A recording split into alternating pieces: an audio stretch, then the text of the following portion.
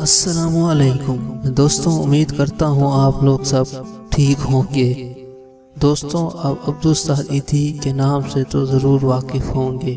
ان کی زندگی انسانیت کی خدمت کے لیے وقف ہے۔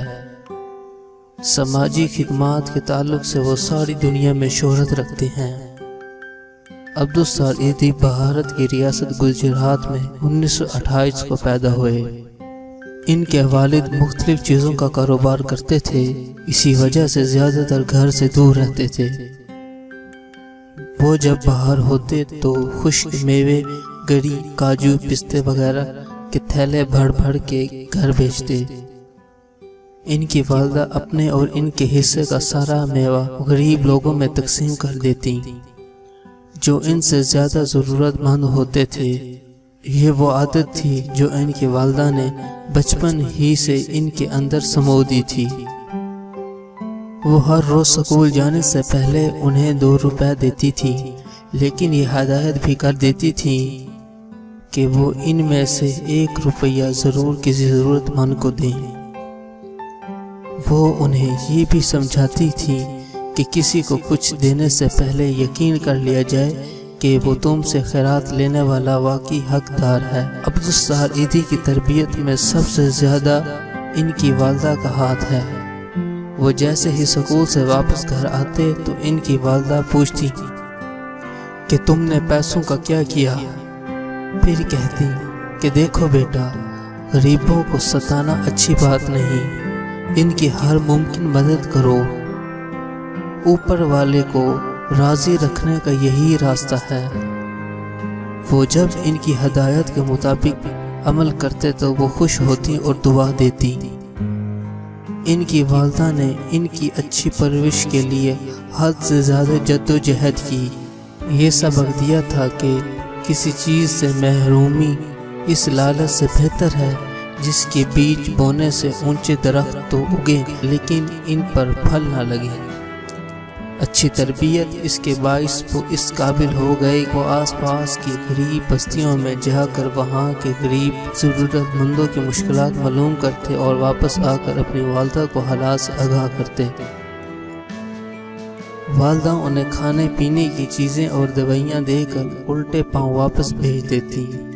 ان کی والدہ آس پاس کے گھروں کی پریشانیوں کو کم کرنے کے لیے اپنے آپ کو مصروف رکھتی۔ ان کے والد کچھ رقم ماہانہ دیتے جس سے آسانی سے گزر بسر ہو جاتی۔ ان کی والدہ محنت کی عظمت پر پختہ یقین رکھتی تھی۔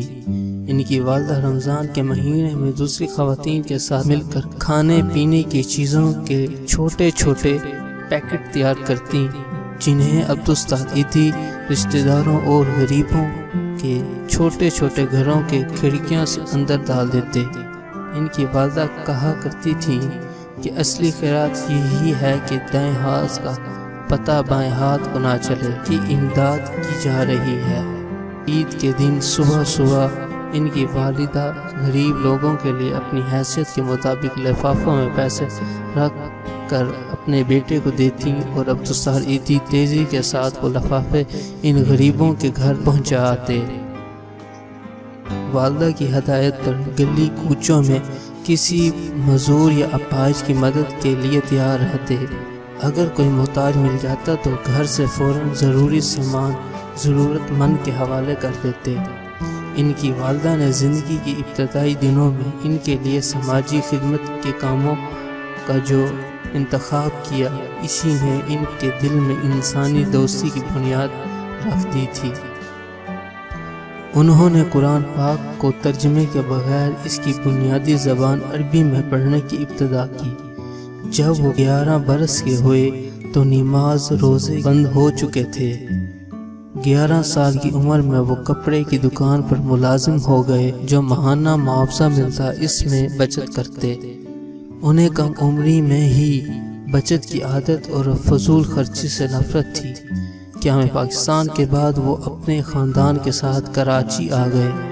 یہاں ان کی والدہ کافی عرصے بیمار رہیں۔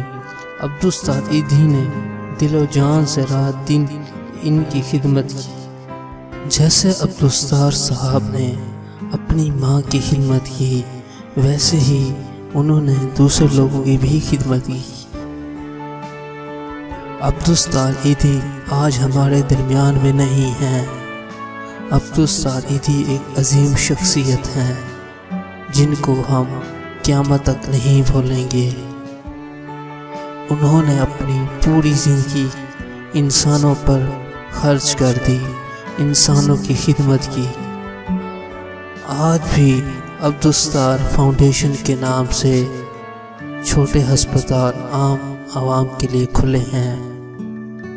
عبدالستار ایدھی ایک عظیم شخصیت ہیں۔